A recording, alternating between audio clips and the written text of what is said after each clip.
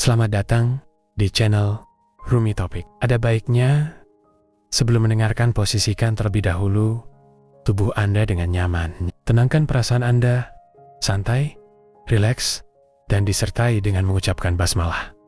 Selamat mendengarkan. Seperti biasa, letting go adalah kekuatan tersembunyi dalam sikap pasrah. Kita terus menyelami dan nggak pernah bosan untuk mendalami apa yang ditulis oleh David Hawkins, di mana letting go sangat-sangat shortcut lah ya. Letting go adalah cara shortcut untuk bagaimana kita bisa menghadapi kekinian. Dan ya seperti biasa, mungkin sekarang ada letting in juga, ada letting go juga, ada move on. Apapun penamaannya, intinya adalah bagaimana kita bisa menerima perasaan kita di sini sekarang saat ini. Karena yang terpenting, salah satu hal yang terpenting dalam hidup adalah bisa dan mau dan tidak menolak perasaan kita di sini sekarang saat ini. Dan jangan lelah untuk mau belajar seperti biasa, karena apapun pembelajaran dalam hidup ini nggak akan pernah selesai gitu. Jadi sebanyak-banyak yang kita tahu, lebih banyak yang kita nggak tahu. Jadi mendingan kita terus mencari tahu. Stay low profile, stay humble gitu ya. Karena itu penting banget supaya kita, ya balik lagi, kita terus-menerus mengosongkan diri gitu. Karena hanya yang kosong yang bisa diisi terus gitu kira-kira. Oke guys, letting go ini udah episode ke-33 teman-teman. Ke-33 ini kita udah masuk ke state dari frekuensi ketakutan. Jadi mungkin saya jelasin dulu sedikit aja ya, mundur dikit, bahwa manusia ini adalah makhluk energi. Oke? Jadi energi kita ini adalah energi, dan kita ini adalah vibrasi tentu saja. Jadi energi itu ada dua vibrasi. Hawkins mengatakan vibrasi ini dengan satu rumusan, ada power dan force. Ada energi yang membangkitkan dan ada energi yang konstruktif lah ya, destruktif dan konstruktif gitu. Ada energi yang membuat kita uplifting, naik, dan turun gitu ya. Intinya kurang lebih seperti itu. Nah, di dua vibrasi ini ada 17 frekuensi gitu. Nah, 17 frekuensi ini adalah frekuensi-frekuensi dari level yang paling rendah sampai level yang paling tinggi. Nah, saya ulang dulu ya teman-teman ya. Jadi teman-teman, kalau ada level-level frekuensi rendah, jangan sering-sering, hati-hati, tolong disadari gitu.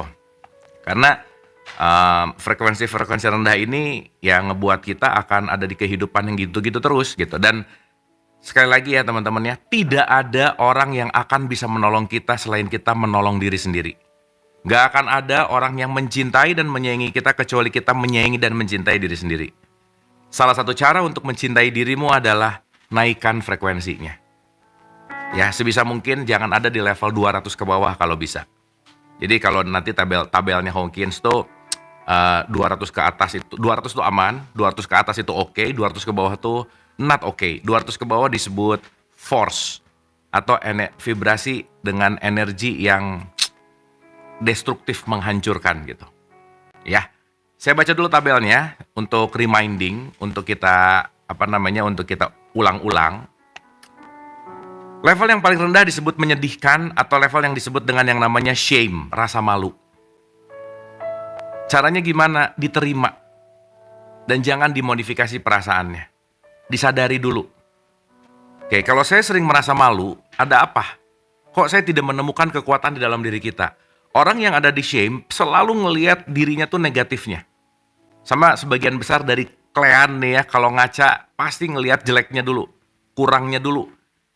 Gitu aja. Dan apapun yang kita lakukan terhadap orang lain, itu pasti sering kita lakukan sama diri sendiri gitu. Udah pasti. Orang yang sering marah sama orang lain pasti sering marah sama dirinya. Orang yang sering komplain sama orang lain pasti sering komplain sama dirinya. Gitu. Nah jadi penting banget. Jadi hati-hati sama shame. Shame itu ada di level kehinaan. Dan ya sorry to say, satu level di bawah shame itu biasanya ingin peniadaan diri gitu. Nah, satu level naik, guilt, rasa bersalah, hati-hati ya. Terjebak dalam rasa bersalah berkepanjangan. Atau mungkin satu level berikutnya disebut apatis, keputusasaan. Ya teman-teman, lelah boleh, capek boleh, tapi jangan menyerah lah. Please gitu ya, please do, jangan menyerah, jangan putus asa gitu. Karena ya itu tadi, keputusasaan itu akan menurunkan kita ke level merasa bersalah, kehinaan gitu. Itu level 3 level paling bawah di dalam tabel Hawkins yang bahaya gitu. Oke? Naik satu level itu banyak nyesal. Tahu gitu dulu. Gitu. Tuh banyak sekali grief, namanya duka cita gitu. Nyesal terus kerjaannya. Naik satu level itu fearness, banyak ketakutan. Duh, nanti gimana ya, nanti gimana ya, nanti gimana ya gitu. Jadi itu banyak di level anxiety biasanya, kecemasan. Naik satu level disebut hasrat, amarah, pride, dan itu level yang paling bahaya. Ada 1, 2, 3, 4, 5, 6, 7, 8, ada 8. Nah, kita udah ada di level 1, 2, 3, 4, 5. 5 dari bawah yang disebut ketakutan, nilainya tuh 100 kalau di tabelnya Hawkins gitu. Oke? Nah, maka ketakutan-ketakutan ini penting untuk teman-teman sadari lah gitu kira-kira. Oke? Sip ya, pelan-pelan ya teman-teman ya. Tidak perlu alasan berbuat baik karena sesuatu, karena cintalah aku berbuat baik. Bukan karena saya ibu berbuat baik kepada anaknya karena keharusan, karena dasarnya adalah cinta gitu. Kita bisa bertanya pada diri sendiri, tidak bisakah kita melakukan sesuatu atas dasar cinta, bukan rasa takut dan rasa bersalah? Duh, aku berbuat baik kayaknya karena kalau nggak berbuat baik nggak enak deh. Hati-hati nih, ini tipis loh. Saya bisa bicara banyak karena memang ini sering ya. Banyak orang melakukan sesuatu kebaikan karena takut dosa misalnya. Karena kalau nggak melakukan itu kayaknya aku merasa bersalah banget gitu. Atau karena aku sebagai maka aku melakukan. Nah, jadi pertanyaan Hawkins keren banget nih. Kita bisa bertanya pada diri sendiri, coba tanya deh sama diri sendiri. Bisa nggak sih melakukan sesuatu tuh udah cinta aja? Nggak usah pakai conditional yang lain gitu ya, alasan. Bukan karena takut, bukan karena rasa bersalah. Aku tuh takut ya kalau nanti aku nggak berbuat baik, nanti aku nggak dibaikin sama orang gitu misalnya. Aku tuh takut atau aku tuh khawatir atau terutama sorry to say, orang baik adalah orang yang ingin terus-menerus terlihat baik. Tolong bedain. Gitu ya, tolong dibedain nih. Karena terus-menerus ingin terlihat baik, ya nggak gitu. Oke? Apakah rasa bersalah adalah satu-satunya alasan kita tidak menikam tetangga kita? Ini Hawkins keren banget nih ya. Mengapa kita tidak menikam tetangga kita? Karena kita mencintai dan peduli padanya sebagai sesama manusia yang secara intrinsik tidak bersalah dan berjuang untuk tumbuh, tetapi mungkin kesalahan dalam hidupnya sebagaimana kita, tidakkah mengikuti ajaran agama akan lebih efektif jika dilakukan karena cinta dan apresiasi, bukan karena rasa bersalah dan rasa takut? Bisa nggak karena aku ini punya satu teori atau cara dalam sebuah agama, melakukan bukan karena takut tetapi karena cinta gitu. Saya ngomong banyak ya, ini saya ngomong pakai data ya teman-teman ya. Banyak ibu yang marah-marah sama anaknya nyuruh sholat karena ibunya takut masuk neraka gitu. Sehingga ketika ibunya nyuruh dengan ketakutan, maka yang disalurkan ke anaknya adalah ketakutan. Gitu. Jadi ditanya nih sama Hawkins, bisa nggak sih nggak usah takut gitu? Ya meskipun ya, kita tahu bahwa dogma dan doktrin agama itu memang banyak menggunakan fearness gitu. Gitu ya. Dan ya itu tadi. Saya nolong dia karena saya ditugaskan atau saya disuruh sama agama. Ya bolehlah awalnya gitu. Tapi kan kenapa kamu nolong? Ya karena aku adalah cinta. Dan sorry to say, pertolongan yang tulus tidak didasari oleh agamamu apa. Karena maaf ya, orang religius belum tentu punya moral yang bagus, belum tentu. Gitu. Sehingga itu tadi, Hawkins nanya, apresiasi aja. Masa sih nolong gara-gara seagama misalnya? Masa sih nolong gara-gara seiman gitu misalnya, quote and quote gitu. Ya. Kita bisa bertanya pada diri sendiri, apa sebenarnya yang kita butuhkan dari rasa bersalah? Layanan apa yang mungkin kita dapatkan darinya? Apakah kita begitu bodoh sehingga berperilaku hanya karena rasa bersalah? Apakah kita begitu tidak sadar? Tidak bisakah pertimbangan dan perasaan orang lain menggantikan rasa bersalah sebagai motivasi untuk berperilaku secara layak? Aduh, aku tuh datang ke rumah dia karena gak enak. Sekali, aku tuh mau dengerin karena gak enak. 2 kali, diulang-ulang, kita akan jadi budak gak enakan. fix. Dan sesaat nggak enakan, kita akan kehilangan self-love. Dan sesaat kita kehilangan self-love, kita akan jadi budak. Dan kita akan berputar di situ. Nggak bisa bilang no, nggak bisa nolak, menutupi perasaan terus, dan fake gitu ya, berpura-pura gitu. Senyum di sini tapi di sininya gitu. Gitulah kira-kira. Ya, dan teman-teman ini kalau nggak dilatih sekali lagi ya, kalau ini tidak dilatih nggak bisa. Letting go sama seperti teman-teman dulu belajar naik sepeda. Hanya orang yang udah tahu belajar dan latihan sepeda, tahu mana titik balance. Ini kan tipikal teman-teman ini naik sepeda dulu pasti roda 3-nya dulu ya, pakai roda kecil-kecil tuh. Ada dua di kanan, 2 di kiri gitu misalnya. Auto balance dulu. Begitu dicabut, beda nih. Oke. Pelatih kita, orang tua kita, siapa kita dari luar diri kita cuman, ayo, tambah lagi kecepatannya, rem. Semua cuman bisa ngasih dorongan dari luar, tapi kalau kita yang tidak melatih keseimbangan itu, nggak akan ada yang bisa ngajarin.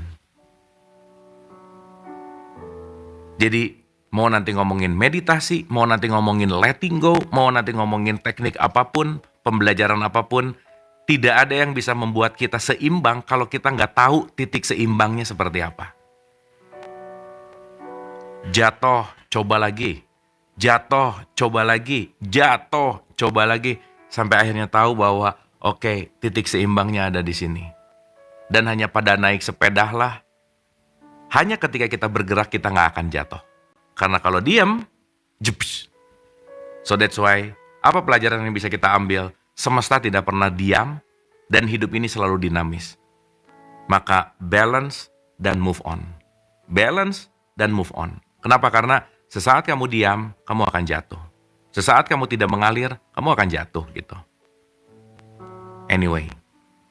Guys, ini cerita sepeda nggak ada di sini sih. Cuman sekali lagi, letting go ini racikan dari apa yang saya pelajari. Jadi teman-teman sekali lagi, kunyah juga, racik juga sendiri, dan aplikasikan gitu. Oke guys? Sip ya? Jadi mau tiap hari dengerin letting go, mau tiap hari baca letting go, kalau nggak latihannya, kalau nggak latihan bikin balancingnya, ada deh. Gitu ya. Sip ya? Sip, mantap. Ketika kita mengkaji masalah-masalah ini dan melihat asal-usul sosialnya, kita tahu bahwa abad pertengahan masih jauh dari selesai. Inkuisisi hanya mengambil bentuk-bentuk kekejaman baru yang lebih halus. Kita tanpa sadar telah meyakini sistem kenegatifan yang saat ini mengendalikan planet ini. Tidakkah menciptakan rasa bersalah secara masif adalah bentuk kekejaman? Dan lucu ya, ini kalau di dunia Matrix tuh menjadi konstruksi sosial dan mental gitu. Kita telah membiarkan orang lain memprogram kita dengan metode-metode penyiksaan diri. Teman-teman, semua apapun selain cinta, quote and quote ya, itu dilatih dan diinstal. Marah itu dilatih. Benci itu diajarkan. Kita telah membiarkan orang lain memprogram kita dengan metode-metode penyiksaan diri. Dan kita suka nggak suka, mau nggak mau, based on nurture, dari luar, terprogram, terinstal, dan kita keluar dari jati diri gitu. Dan yang menarik adalah ketika kita melihat yang palsu itu adalah diri kita lagi terjebak dalam tanda petik untuk tidak kembali kepada jati diri gitu. Ya, kalau di film Matrix itu kamu mau pilih pil biru, nyaman tapi membodohkan dan memenjarakan, atau kamu mau pilih pil merah, nggak nyaman tapi membebaskan, penderitaan yang membebaskan gitu. Dan that's your choice, itu adalah pilihan. Oke?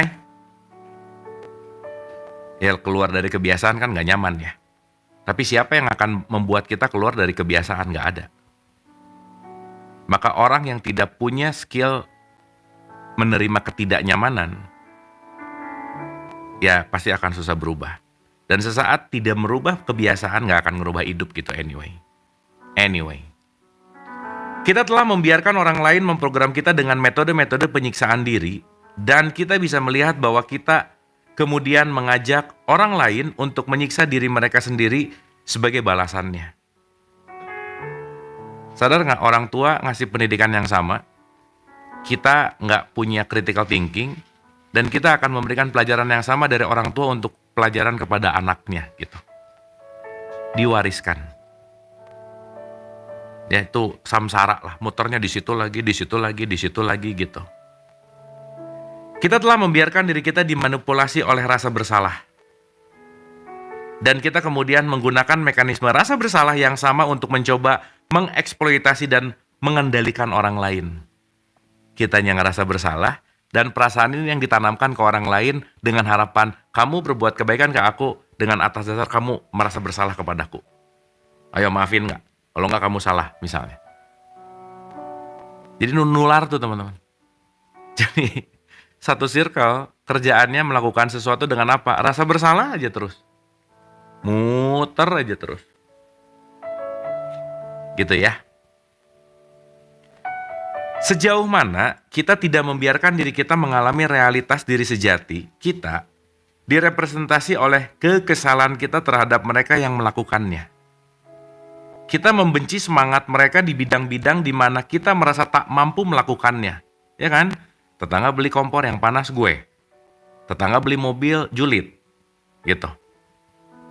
Terus selalu ada alasan untuk ngebuat sesuatu yang di luar diri kita tuh nggak kita terima.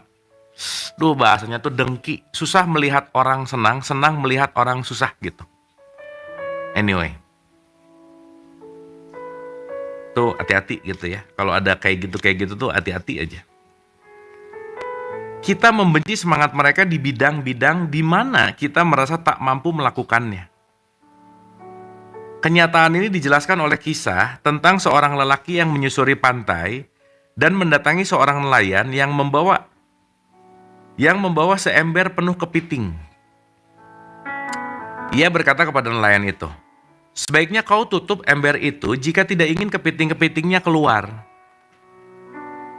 Sang nelayan menjawab, "Oh, tidak perlu. Kau lihat, ketika satu kepiting merayap naik ke sisi ember untuk keluar, kepiting-kepiting lain akan meraihnya dan menariknya kembali, jadi tidak perlu penutup." Nah, keren ya. Tenang aja. Nanti kalau society kepiting-kepiting itu udah mulai saling nggak enak atau saling nggak membuat orang membebaskan dan bahagia, semua narik ke bawah juga gitu. Nah teman-teman, jangan-jangan, bukan kita ya orang lain aja ya kalian lah ya. Kita semua jangan-jangan kepiting-kepiting di dalam ember nelayan itu gitu. Ya, hati-hati gitu. Ada yang mau naik dikit, turunin lagi, julid lagi gitu. Misalnya, ini bagus ya Hawkins ngasih perumpamaan keren gitu tentang si kepiting gitu. Jadi buat kalian geng kepiting, jadi ada dua ya, satu gorila, dua kepiting, terserah lah. Mau jadi yang mana pilihan Anda.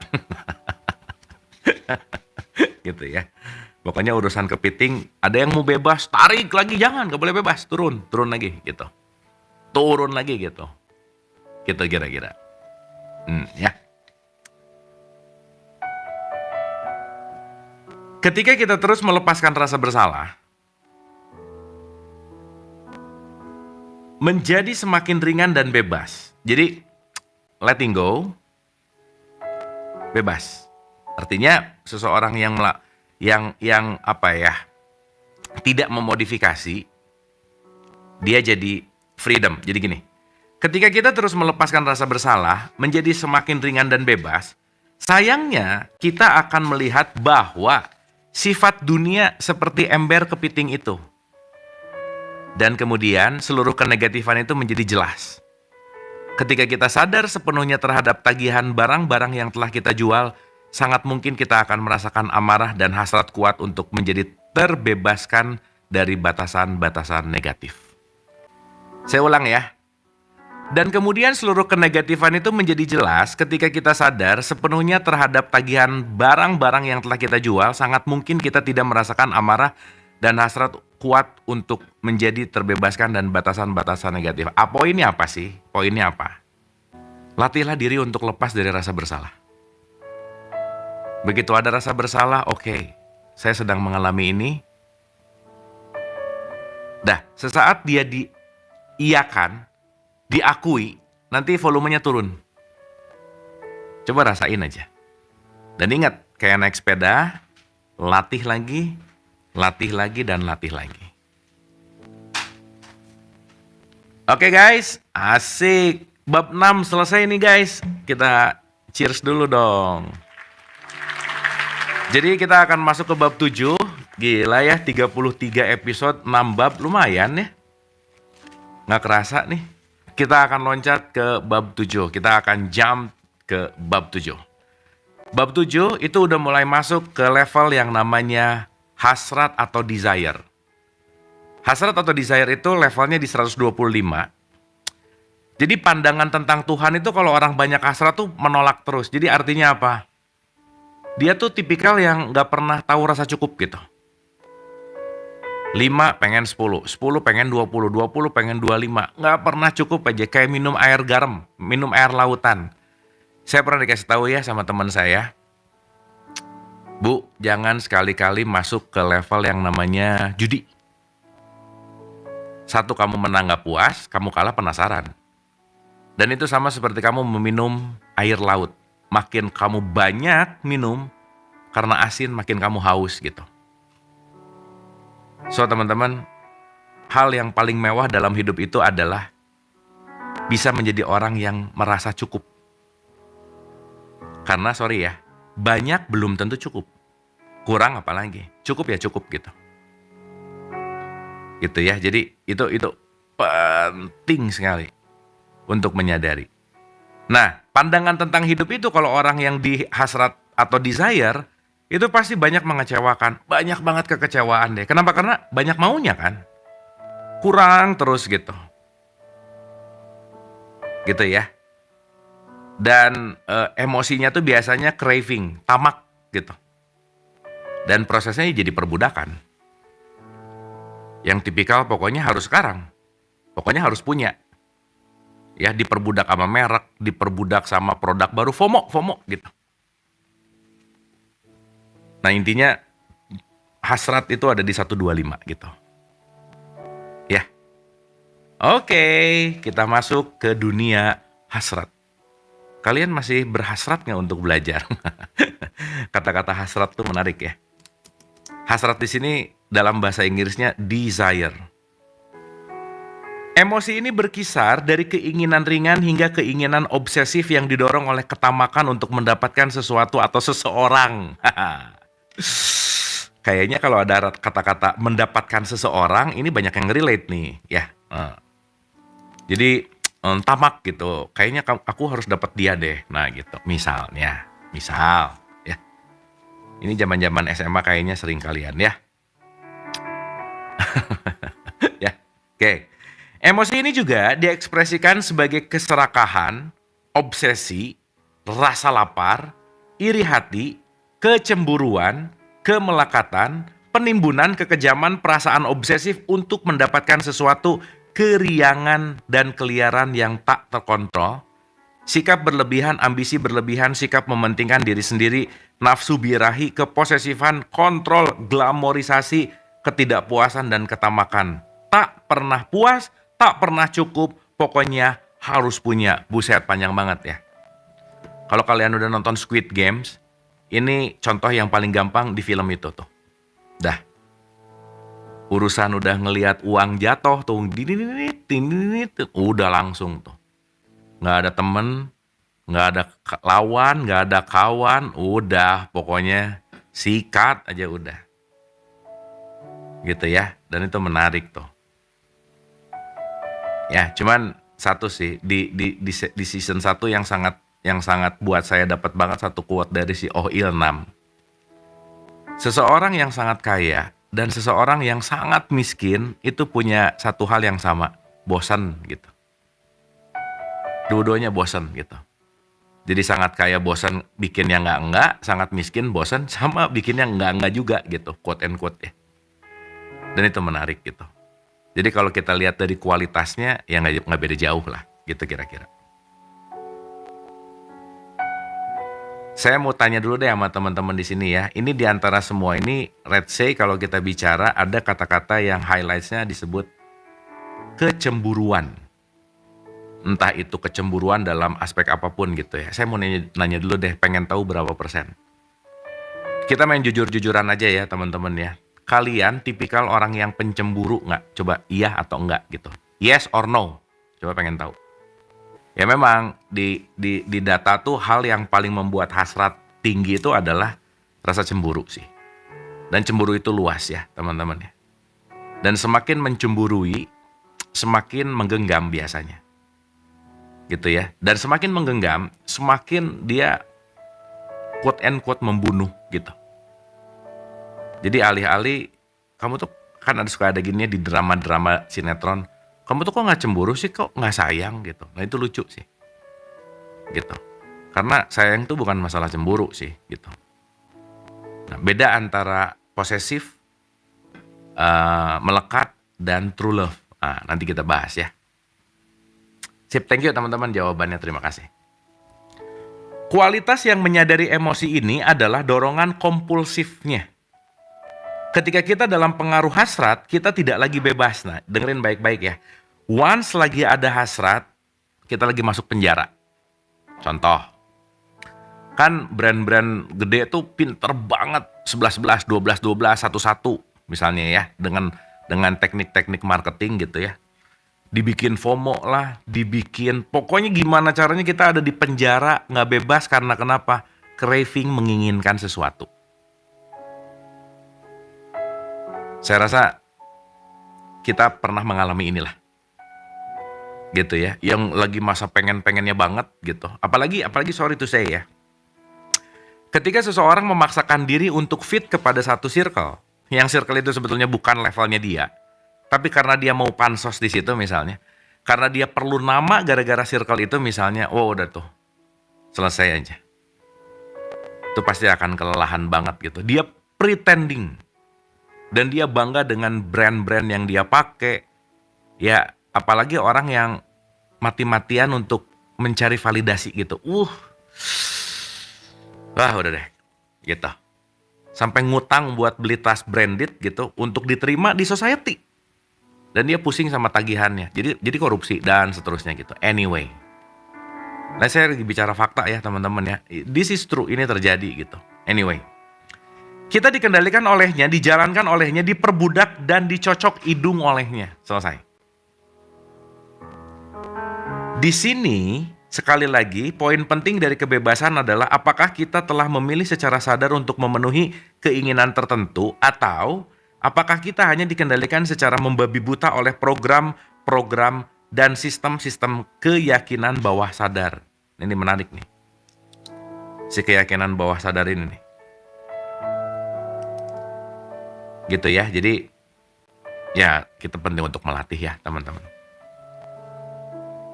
Hati-hati sama hasrat gitu. Apalagi nih kemarin kan ya kita tahu ya, orang berhasrat dan berambisi untuk mendapatkan jabatan lah, gelar lah. Sampai ya udah kita tahu ya, kita dipertontonkan sama drama-drama orang yang berhasrat misalnya. Apapun itu, hati-hatilah bahwa ketika kita lagi ada di level itu, udah pasti kita lagi diperbudak gitu intinya. Anyway, hasrat sebagai hambatan, gitu ya. Keyakinan bawah sadar itu apa? Keyakinan bawah sadar adalah sebuah program yang sudah jadi kebiasaan kita. Jadi kalau boleh saya gambarin, ada segitiga nih ya, anggap nih segitiga. Di atas 2% itu namanya alam sadar.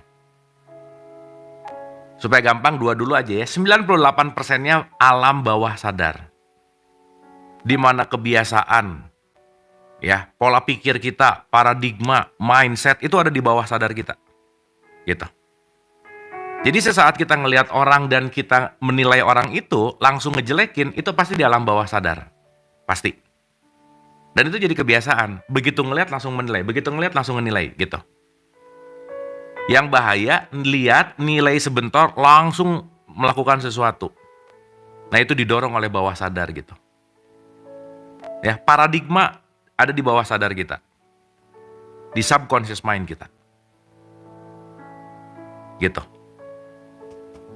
Ntar ya, pendalaman alam bawah sadar kita akan bahas di bukunya Joe Dispenza anyway. Tapi kurang lebih gitulah kira-kira teman-teman. Makanya kenapa penting untuk reinstalling atau reprogramming subconscious mind kita. Alam bawah sadarnya penting untuk di reinstall. Dengan cara apa? Latihan, menjeda, merubah kebiasaan gitu. Ya, karena kalau kalian, saya, kita semua tidak merubah alam bawah sadar itu, kita nggak ngerubah kebiasaan. Dan sesaat kita tidak merubah kebiasaan, kita tidak akan merubah hidup. Gitu. Oke? Hasrat sebagai hambatan. Anyway. Seringkali muncul kurangnya pemahaman tentang fungsi keinginan dan hasrat. Ilusi utamanya terlihat dalam pernyataan. Satu-satunya cara mendapatkan apa yang kuinginkan adalah dengan menginginkannya. Jika aku melepaskan hasratku, aku tak akan mendapatkan keinginanku. Nah, ini kalau udah pengen banget ya, buta gitu. Sebenarnya, yang terjadi sebaliknya. Hasrat, terutama hasrat yang kuat, misalnya ketamakan, seringkali menghalangi kita mendapatkan apa yang kita inginkan. Ini keren nih. Jadi justru ketika bernafsu banget, karena kita tidak melihat lagi opportunity kanan kiri yang gimana, pokoknya ini, banyak yang berpikir ketika dia didorong oleh hasratnya dia akan mendapatkan, justru ketika hasrat itu sedang menguasai kamu, hasrat itu justru akan menjadi penghambat untuk kamu mendapatkan apa yang kamu inginkan. Kenapa demikian? Sebenarnya, cara sesuatu mendatangi hidup kita adalah karena kita telah memilihnya. Itu merupakan akibat dari niat kita, atau kita membuat keputusan untuk memperolehnya. Sesuatu datang ke dalam hidup kita terlepas dari hasrat. Penghasratan sebenarnya hambatan bagi pencapaian atau perolehannya. Ini karena hasrat sejatinya bermakna aku tidak punya. Nah, tarik ya. Jangan heran kenapa banyak doa nggak kekabul, karena lagi doa, dia berhasrat doanya. Begitu doa, dia lagi ada di state yang rendah banget gitu. Ingat ya, yang kita refleksikan itu yang kita akan dapetin gitu. Keren nih Hawkins nih. Once kamu berhasrat, means kamu sedang ada di level rendah. Aku nggak punya gitu. Gitu ya. Makanya kan menarik banget. Your feeling is your prayer. Ketika kamu merasa keberlimpahannya udah ada, nggak perlu ada dulu aslinya, maka itu yang akan kita undang. Ingat ya, kita akan mengundang perasaan kita. Selesai. Contoh. Sesaat kita pengen memiliki sesuatu atau pengen apapun lah begitu ya. Kira-kira apapun itu. Terus di dalam ada gini. Kayaknya gak mungkin deh. Nah udah. Sesaat kalian ngomong kayaknya gak mungkin, lagi ngomong aku gak mau. Nah semesta tahu. Hasratnya gede tapi perasaannya kayaknya gak mungkin deh. Mungkin atau enggak, not our business. Urusannya semesta. Mungkin atau tidak bukan urusan kita. PR kita adalah berproses atau enggak gitu. Sama kayak berhasrat. Orang yang berhasrat means artinya aku gak punya. Maka terus-terusan dalam perasaan hampa gitu. Terus-terusan dalam perasaan yang down, di bawah. Kurang terus gitu. Kenapa? Gak punya. Ingat teman-teman waktu kita pernah bahas toxic sukses. Salah satu orang yang mengalami toxic sukses adalah dia gak pernah ngerasa komplit hidupnya. Mau rumahnya segede apa, hartanya sebanyak apa, tetap aja, aduh gak apa-apa. Kayak ini nih, mak mau ke undangan, buka lemari, aduh aku tuh gak punya baju. Gak punya baju gimana, udah 2 lemari penuh, ngomong aku gak punya baju gitu. Ya, contoh itu sih contoh ya, contoh aja. Misal ya, gitu. Nah, dengan kata lain, jika kita mengatakan bahwa kita menghasrati sesuatu, kita mengatakan bahwa itu bukan milik kita. ketika kita mengatakan bahwa itu bukan milik kita menempatkan jarak psikis antara diri kita dan apa yang kita inginkan. Jarak ini menjadi hambatan yang menguras energi. Keren banget ini. Makanya ya, sorry ya, ada orang tipikal gini, nggak mau beli, kenapa mahal? Bukan mahal, bilang aja nggak punya uang, dah gitu.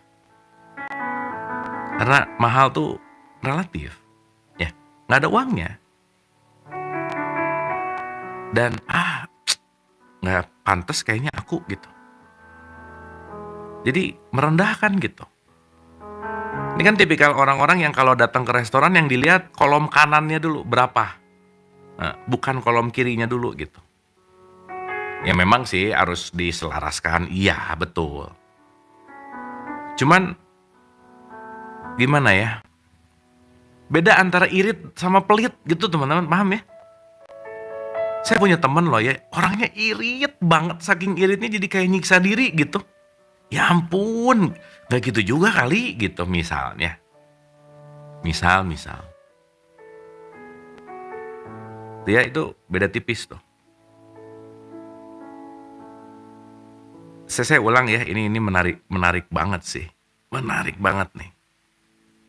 Ketika kita mengatakan bahwa itu bukan milik kita menempatkan jarak psikis antara diri kita dan apa yang kita inginkan. Jarak ini menjadi hambatan yang menguras energi. Sekali lagi ini keren banget ya. Ketika kita mengatakan bahwa itu bukan milik kita menempatkan jarak psikis. Jadi jauh gitu. Ngelihat, kayaknya nggak mungkin deh. Udah nggak mungkin aja. Punya, tapi milih yang, ya balik lagi ya, proper tuh penting loh. Sekali lagi, beda antara irit dan pelit. Itu beda. Nanti kita belajar ilmu royal ya teman-teman. Saya pernah spill di VT ya. Ini buat bapak-bapak sih. Bagi para bapak-bapak, kalau ingin mendapatkan keberlimpahan total, penting banget untuk royal sama istrinya. Dah gitu. Sok royal aja sama istrinya. Gitu. Tuh muternya kencang banget pasti gitu. Ya. Ini ngomong soalnya di sebelah ada istri saya ya, biar bisa boleh nambah sejam lagi ya. Gitu ceritanya. Ya. Oke, lanjut. Yang mustahil menjadi mungkin segera setelah kita penuhnya berpasrah. Ini karena hasrat memblokir proses penerimaan dan mengakibatkan rasa takut jika tidak mendapatkannya. Oke? Energi hasrat pada dasarnya adalah penolakan bahwa apa yang kita inginkan adalah milik kita. Ini menarik nih. Energi hasrat pada dasarnya adalah penolakan bahwa apa yang kita inginkan adalah milik kita. Gini teman-teman. Tubuh kita, otak kita, itu dia nggak tahu kejadian langsung sama kejadian yang ada di dalam memori dan ilusi gitu. Contoh ya. Kalau kita di hutan ketemu singa, maka kita akan rasanya ketakutan di hutan. Tapi singanya nggak ada di depan kita, singanya ada di sini, ketakutan itu bisa terjadi. Bener nggak? Ini nge-lag. Cek 1, cek 2. Oke. Jadi artinya apa? Kalau kita bicara dalam konteks yang namanya ada di sini, tubuh kita, respon kita nggak pernah beda mana kejadian nyata dan mana ada yang diilusi. Makanya, ini banyak banget nih ya, jurus-jurus gini. Fake it until you make it. Meskipun kamu belum punya, pura-pura kamu ngerasa udah punya aja. Kenapa? Karena yang terpenting itu bukan dapat dulu bendanya, tapi rasanya dulu gitu teman-teman. Makanya kalau pasti nih ya, yang sering-sering belajar law of attraction gitu ya, ada dulu dipasang dulu fotonya, dirasa-rasain dulu gitu. Itu oke loh. Tapi itu penting ya, bukan hanya itu gitu. Ya balik lagi, foto dipajang tapi nggak ngapa-ngapain, terus ditanya, udah berapa lama masang foto? 10 tahun, udah punya? Belum juga. Emang ngapain? Ya nunggu aja di kamar ngeliatin fotonya, ya nggak bisa. Nggak gitu juga gitu ya. Nggak gitu juga, keles gitu. Makanya law of attraction sama law of action itu nggak bisa lepas gitu. Teman-teman nggak tahu kenapa ya, dari dulu ini pengalaman subjektif saya gitu ya. Saya tuh kalau mau show itu selalu beneran sebelum show tuh ngegambarin semua apapun, semua wah udah deh apapun gitu ya yang terjadi gimana apa dan lain, dan hampir 99,99% it's happening. Itu menarik sih gitu. Nah, jadi poinnya bukan apa yang datang, tetapi bagaimana si abundance, rasa kebersyukuran dan rasa kelimpahan yang ada, itu nggak perlu nunggu ada dulu gitu. Karena kenapa? Begitu, contoh nih, saya pengen Ferrari lah, anggap aja begitu. Udah, anggap aja. Ferrari udah ada di garasi saya gitu. Aduh, kebuka tuh. Kebuka lagi tuh. Nah, ketika kebuka, vibes-nya beda tuh. Karena udah ada rasanya gitu. Tapi teman-teman rasain deh. Contoh nih ya, ini pengalaman juga sih. Setiap pengen handphone baru misalnya, kenikmatan ketika beli handphone baru itu waktu bayar, udah selesai. Abis bayar, megang, gini doang, udah aja. Terus yang dipakai itu lagi gitu misalnya. Nggak terlalu gimana-gimana banget misalnya. Ini dulu zaman saya pernah teradiksi oleh latest update gitu, saya pernah gitu ya. Dan itu yang saya rasain bahwa oh ternyata adiksinya bukan kebutuhan gitu. Tapi adiksinya karena keinginan gitu. Gitu teman-teman. Oh zaman dulu kalau ada drone terbaru misalnya, ada handphone terbaru, nggak bisa kalau nggak punya gitu. Padahal nggak penting-penting amat. Nah udah bisa ngerem sih. Nah cuman ngerti gitu bahwa oh ternyata nggak gitu juga sih gitu. Gitu ya. Nah jadi balik nih. Fake it until you make it itu penting sekali. Kenapa? Karena sesaat kita ada hasrat, kita lagi menjarak secara psikis gitu. Let's say di situ ada perkataan aku nggak punya gitu. Ya. Dengan kata lain, jika kita mengatakan bahwa kita menghasrati sesuatu, kita mengatakan bahwa itu bukan milik kita. Ketika kita mengatakan bahwa itu bukan milik kita menempatkan jarak psikis antara diri kita dan apa yang kita inginkan. Jarak ini menjadi hambatan yang menguras energi. Gitu. Tapi ini belum berhasil sama Angelina Jolie sih. Itu emang jaraknya jauh kali ya. Yang mustahil menjadi mungkin segera setelah kita sepenuhnya berpasrah. Ini karena hasrat memblokir proses penerimaan dan mengakibatkan rasa takut jika tidak mendapatkannya. Nah, nih ya. Kalau nggak pakai yang baru nih ya, gimana ya? Orang pasti ngelihatnya alah, gitu loh teman-teman. Sadari deh, jangan-jangan kebanyakan yang kita lakukan adalah sesuatu untuk memuaskan orang lain, di mana orang lain yang kita coba puaskan, dia juga nggak peduli-peduli amat, gitu kira-kira. Ya, itu penting tuh. Cuman ya itu, jadi apa ya? Jadi mindset mau nggak mau gitu. Kalau ada di level itu ya. Anyway, setiap level ini secara subjektif saya pernah mengalami gitu ya teman-teman. Jadi apa yang saya ceritain, apa yang saya alami gitu. Energi hasrat pada dasarnya adalah penolakan bahwa apa yang kita inginkan adalah milik kita. Jadi semakin berhasrat, semakin ada gap gitu. Ya. Jadi kalau hasratnya menggebu-gebu, ya hati-hati gitu. Makanya don't chase, jangan dikejar, attract, undang. Ingat nggak waktu kita ngomongin kupu-kupu? Kalau di taman kita pengen ada kupu-kupu, jangan dicari kejar-kejar kemana, jangan usah. Beresin tamannya, indahkan tamannya, kupu-kupu pasti datang. Ya. Ini adalah cara yang berbeda dalam memandang pencapaian tujuan dari yang biasa kita lakukan berdasarkan pemrograman yang diajarkan dunia kepada kita. Kita terbiasa membayangkan ambisi dan kesuksesan sebagai sesuatu yang dikaitkan dengan kerja keras dan kebajikan-kebajikan etika, kerja keras lah gitu kira-kira. Jadi ya pokoknya teman-teman maaf ya, banyak yang berpikir bahwa kesuksesan datang dari kerja keras. Berapa persen orang yang kerja keras sukses gitu. Tapi bukan berarti jangan kerja keras, bukan. Kunci kesuksesan adalah kerja keras. Kayaknya semakin keras bekerja, semakin nggak sukses juga ada gitu misalnya. Gitu kira-kira ya.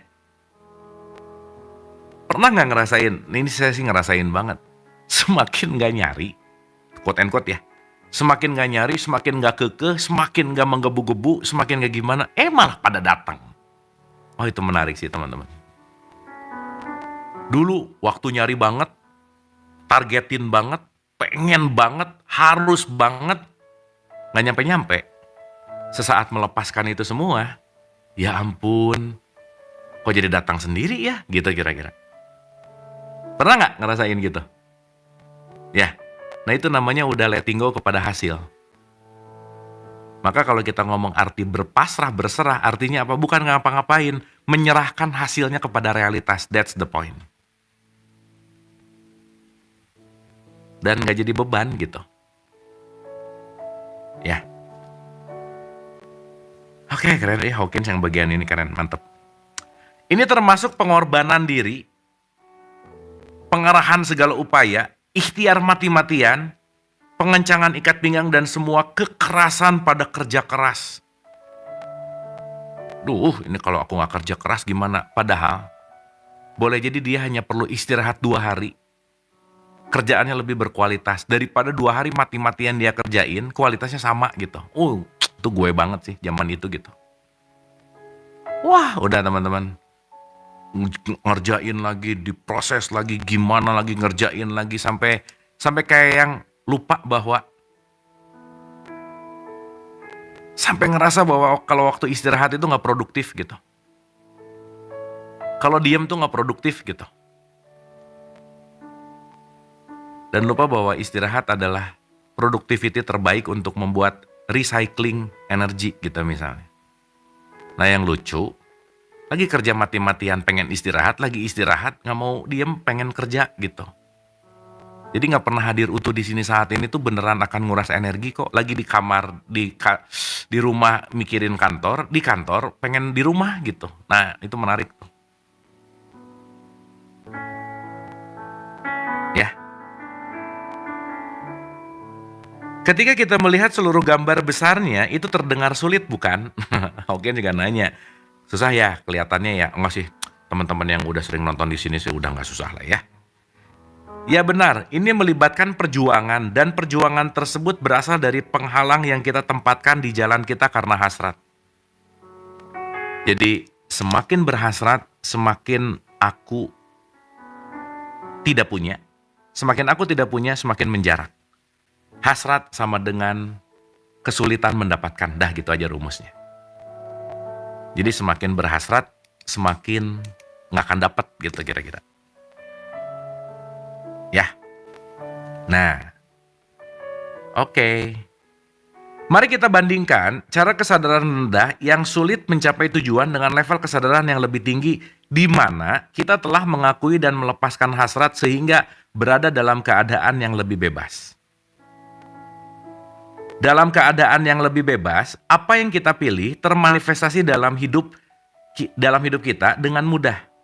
Kita memasrahkan emosi dari hasrat dan sebaliknya hanya memilih tujuan, menggambarkan tujuan itu dengan penuh cinta dan membiarkannya terjadi karena kita tahu apa yang kita inginkan itu sudah menjadi milik kita. Oh, I know what I want, I already have it gitu. Saya tahu bahwa semua itu saya udah tiap hari ngerasain kok gitu. Fake it until you make it. Oh itu penting banget.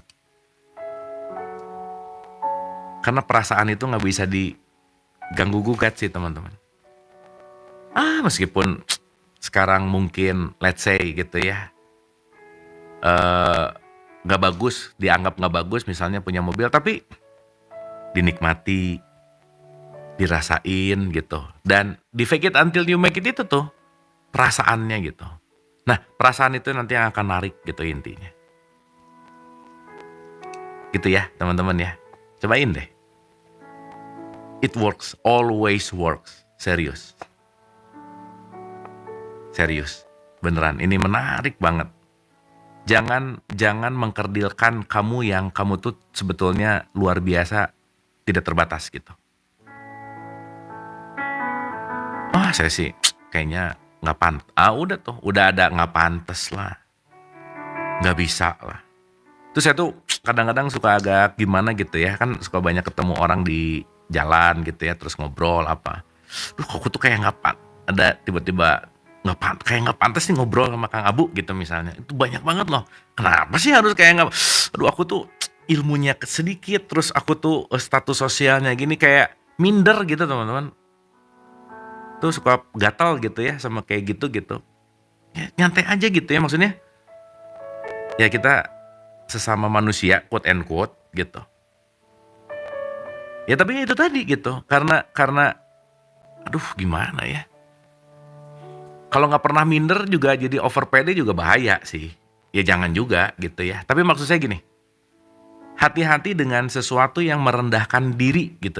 Karena mindset, dan mindset itu yang diinstal oleh faktor eksternal gitu kira-kira. Ya teman-teman ya. Itu very important. Very important. Mengapa sudah menjadi milik kita? Ini kan yang tadi ya, saya ulang ya dikit ya. Kita memasrahkan emosi dari hasrat dan sebaliknya hanya memilih tujuan, menggambarkan tujuan itu dengan penuh cinta. Dan membiarkannya terjadi karena kita tahu apa yang kita inginkan itu sudah menjadi milik kita. Oke? Mengapa sudah menjadi milik kita? Dalam kondisi kesadaran yang lebih rendah, alam semesta dipandang negatif. Menolak, membuat frustasi, dan enggan. Seperti orang tua yang pelit. Dalam kondisi kesadaran yang lebih tinggi, pengalaman kita terhadap alam semesta berubah. Sekarang alam semesta menjadi seperti orang tua yang pemurah, penuh cinta, dan menyetujui tanpa syarat apa yang kita inginkan, dan itu adalah milik kita yang bisa diminta. Perbedaan ini menciptakan konteks yang berbeda, memberikan makna yang lebih berbeda pada alam semesta. Ayo dong teman-teman. Sesaat kita melepaskan semua batasan, gak mungkin lah apa dan lain-lain, coba lihat deh. Itu kayak gak percaya, gak mungkin nih kayaknya. Tapi it's happening. Gak mungkin nih bisa kesini, gak mungkin bisa gini, it's happening gitu. Kenapa? Karena ya itu tadi, ngelepasin si sekat-sekat penjara yang kita buat sendiri gitu intinya. Gitu. Meskipun dunia mungkin pelit dan bersikap memusuhi orang lain, tak ada alasan mengapa kita harus meyakini paradigma itu. Ketika kita meyakininya, keyakinan itulah yang akan mewujud dalam hidup kita. Ya sorry ya, 99% gak gini masalahnya. Ini berlaku hanya orang yang 1%. Gitu kira-kira. Ya balik lagi ya, kalau kita udah ada di lingkungan 99% seperti itu, pasti akan jadi social belief kan, pasti akan jadi collective consciousness gitu kira-kira. Ketika kita mengalami pelepasan hasrat, kita mulai melihat bahwa apa yang telah kita pilih akan terwujud dalam hidup kita hampir secara ajaib. Apa yang bertahan di dalam pikiran cenderung terwujud seperti yang dikatakan sebelumnya. Selama masa pengangguran yang tinggi, beberapa orang tidak hanya bekerja, melainkan bahkan memiliki 2 atau 3 pekerjaan. Ingat ya waktu di episode berapa tuh?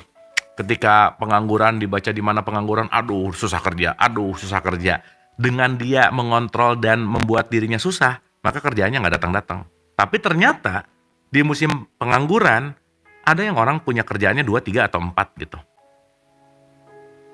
Gitu kira-kira. Itu menarik sih teman-teman. Ya kayak yang pernah saya cerita ya, waktu zaman pandemi COVID, serius teman-teman. Buat saya pribadi, COVID-19 itu tuh beneran super anugerah sih. Serius, itu beneran. Istirahatnya dapat. Semua deh. Makanya saya suka nggak enak quote and quote ya. Kalau ditanya sama media gitu, Kang, apa pandangan tentang COVID-19? Aduh, yang lain kan ya drop ekonomi gitu. Ya benar. Tapi buat saya pribadi, masa-masa itu justru one of the best moment sih. Oh, itu menarik sih. Semua tuh kayak didatengin gitu. Yang dulunya nggak mungkin, dan sesaat ketika ya ampun pandemi nih, cita-cita yang kemarin tertunda 2 tahun kayaknya nggak kejadian. Justru cita-cita yang 10 tahun yang akan datang mungkin nggak kejadian, dengan 1 tahun 2 tahun itu pandemi, itu kejadian lebih cepat 10 tahun. Kebayang nggak teman-teman? Termasuk gini-gini nih. Ini kalau nggak ada COVID nggak akan gini-gini kita. Wah dulu ya 8 tahun 9 tahun yang lalu mau ngobrol gini sama siapa coba? Wah, boro-boro 1.200 nih yang datang, 219 di YouTube yang datang. Mungkin setengah yang datang orangnya juga. Ya, setengah nggak nyadar gitu maksudnya. Diajak ngobrol juga nggak nyambung gitu. Ketemu satu orang untuk ngobrolin gini satu. Wow, berkah banget. Makanya saya selalu amazed berulang-ulang dan terima kasih sama teman-teman semua berulang-ulang. Karena ini percepatan 10 tahun dari apa yang saya hitung gitu. Dan yang menarik sih teman-teman, diskusi ini udah dirindukan oleh saya 10 tahun, 11 tahun yang lalu gitu. So, ya jadi menarik gitu ya, bahwa nggak pernah menyangka bakal ada antusias pembelajaran sehebat ini gitu. Top lah, kalian hebat pokoknya. Oke guys, jadi sekali lagi, penting ya, fake it until you make it, itu penting. Ketika kita meyakininya, keyakinan itulah yang akan mewujud dalam hidup kita. Teman-teman pernah dengar kata intention atau niat? Niat itu artinya apa yang paling gampang? Kamu beneran tahu apa yang kamu mau. That's it. Soalnya kadang-kadang ditanya, kamu tuh maunya apa sih? Diem. Iya ya. Sebenarnya maunya apa ya? Gitu. Banyak loh yang gitu, nggak tahu sebenarnya maunya apa tuh nggak tahu gitu. Getting clear what you want, nah tuh. Intention means niat adalah clear banget pengennya apa, that's it. Itu penting, ya. Ketika kita mengalami pelepasan hasrat, kita mulai melihat bahwa apa yang telah kita pilih akan terwujud dalam hidup kita hampir secara ajaib. Apa yang bertahan dalam pikiran cenderung terwujud. Seperti yang dikatakan sebelumnya, tadi ya contoh yang tadi. Ini adalah cara baru yang mengejutkan dalam memandang dunia ketika kita pertama kali mengetahuinya. Teman-teman, nanti kapan-kapan kita bahas Matrix ya. Waktu di dunia Matrix, orang kalau udah mulai makan pil merah tuh, nomor 1 yang akan terjadi adalah keraguan-raguan. Bener gak ya? Bener gak ya? Aduh, banyak yang nggak lulus di wilayah keraguan. Kenapa? Dari struktur mimpi, bangun, justru malah bangun kayak mimpi gitu. Itu menarik tuh. Jadi kalau first awakening pasti level pertamanya adalah keraguan-raguan. Dan kalau itu nggak lewat, balik lagi pasti. Aduh, bener nggak ya? Duh, kayaknya gua salah deh. Aduh, gimana? Oh, udah tuh. Itu nggak bisa diloncatin tuh nggak bisa. Tapi kalau itu dinikmati dan dilampaui, awaken terjadi. Karena, itu titik nadirnya lah. Titik nadir pada pencerahan adalah kita bisa melampaui sesuatu yang menurut kita aneh, menurut kita kayaknya bukan itu, salah banget. Udah deh, pasti banyak keraguan-raguan gitu. Keren. Itu fase keren tuh. Ya, banyak yang begitu masuk ke situ, balik lagi. Kenapa? Udah. Beneran yang dulu deh, yang ini sekarang jadi gini, balik lagi. Jadi udah makan pil merah, pil biru lagi gitu. Tapi nggak apa-apa ya, itu kan pilihan juga by the way. Nah makanya Hawkins menggambarkan pakai gini. Ini adalah cara baru yang mengejutkan dalam memandang dunia ketika kita pertama kali mengetahuinya. Begitu Morpheus ngomong, you are the one. Bukan, saya mah cuma programmer biasa. Nah mulai nggak percaya sama dirinya gitu. Bukan. bukan aku, bukan aku gitu. Dan di film itu keren sih. Yang meyakini Neo bahwa dia adalah the one itu Trinity. Trinity loh. Keren. Dan disitu ada cinta sih. Jadi hanya Trinitas lah yang membuat Neo menyadari bahwa dia adalah the one. Ntar kita bahas ya. Keren banget. Hebat ya yang bikin film Matrix, ngomong-ngomong bisa gitu ya. Oke. Ini adalah cara baru yang mengejutkan dalam memandang dunia ketika kita pertama kali mengetahuinya. Ada harapan bahwa itu benar. Tetapi muncul juga skeptisisme, skeptik gitu ya. Ya gitu ya, skeptik tuh lah gitu nggak percaya dan seterusnya. Yang mengatakan tidak mungkin itu terjadi pada tingkat pragmatis, latar belakang etika yang ketat membuat cara pandang ini sulit dipercaya. Meskipun demikian, muncul kesediaan kita berpikiran bahwa terbuka dan mencobanya. Inilah pengalaman awal dari pelepasan hasrat. Makanya salah satu penjajahan yang paling bahaya dalam hidup adalah penjajahan dogma dan doktrin. Wah, udah deh. Dah. Ketika dijajah dogma dan doktrinnya, mau di depan ada emas, dan di dogma, di doktrin bahwa itu adalah tanah, ya selesai. Selamanya kita akan melihat itu adalah tanah gitu. Ya, makanya hati-hati memelihara dogma dan doktrin. Anyway. Tujuan-tujuan pribadi ditulis diikuti dengan pelepasan hasrat terhadap tujuan-tujuan itu. Ini terdengar paradoksal, tapi demikianlah prosesnya. Mengidentifikasi tujuan dan kemudian melepaskan keinginan terhadap tujuan itu. Salah satu tujuan yang diingat selama beberapa tahun adalah sebuah apartemen di kota New York karena komitmen-komitmen kerja membutuhkan banyak perjalanan dan uang yang dihabiskan untuk menginap di hotel. Apartemen kecil di kota itu yang disebut pied-à-terre akan menjadi solusi ekonomi. Apartemen di kota New York ditulis sebagai tujuan ketika menggunakan cara itu untuk mencapai tujuan. Kita memasukkan semua detail tentang apartemen itu yang bagi pikiran rasional mungkin terdengar menggelikan. Maka apartemen itu ideal itu diperinci, berharga, terjangkau di Fifth Avenue blok 70-an, tepat di sebelah pintu masuk menuju Central Park, setidaknya di lantai 8 atau 9 di bagian belakang agar kebisingan jalan tidak terlalu terdengar dan besarnya 2,5 kamar. Hari berikutnya di tempat kerja suasana sibuk seperti biasa berhadapan dengan sebuah kasur besar dan seterusnya. Ini lagi cerita tentang plot di mana Hawkins menggambarkan betapa mindset atau betapa hasrat itu penting untuk diregulasi gitu. Nah teman-teman, ini nanti kita akan bahas detail karena si contoh ini perlu elaborasi yang agak panjang gitu. Dan nanti saya akan elaborasi part by part sebagai sebuah contoh di mana ya balik lagi, jangan sampai membatasi kita dengan apa yang dinilai sama orang lain misalnya, atau yang telah terinstal lama di dalam diri kita selama ini gitu. Itu penting. Ya. Oke guys. So terakhir, ini penting.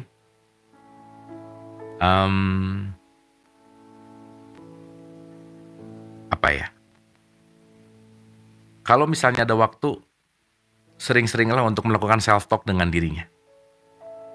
Entah melalui journaling, entah melalui duduk teduh santai dan rileks untuk asking yourself gitu. Ditanya lagi, ditanya lagi, ditanya lagi.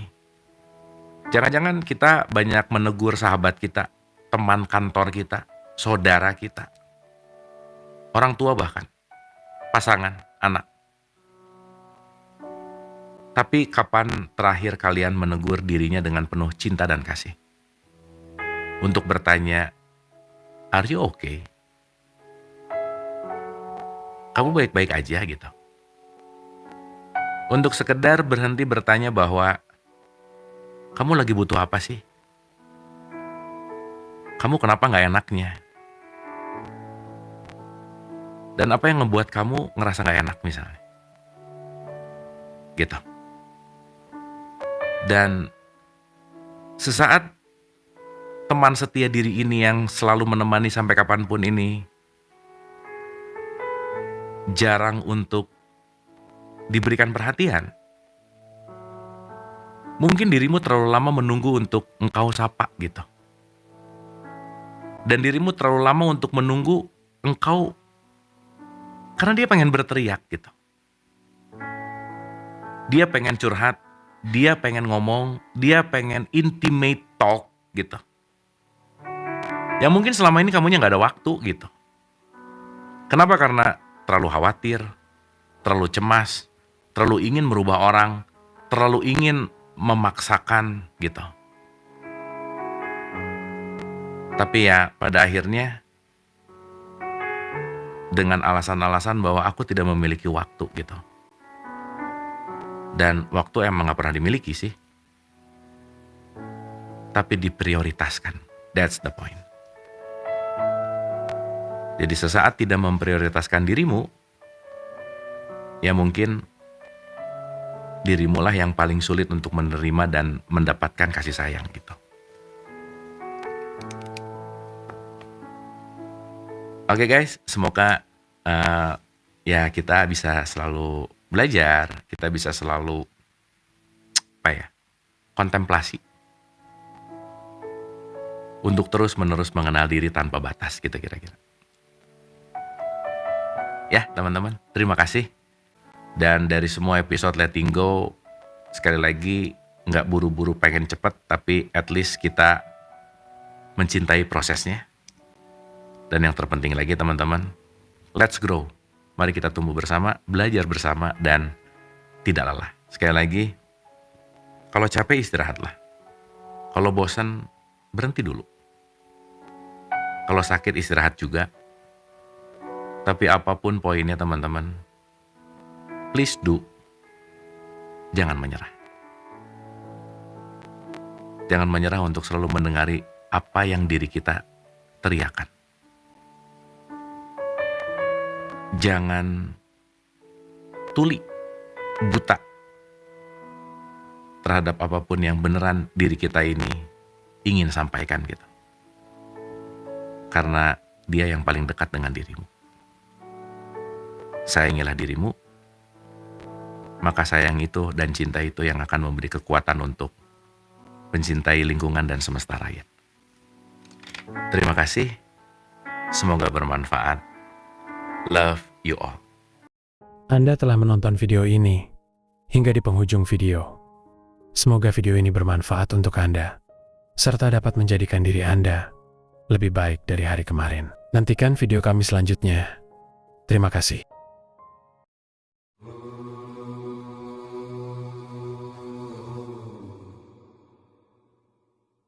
Bukan dari Adam, Hawa, taman surgawi atau Firdaus.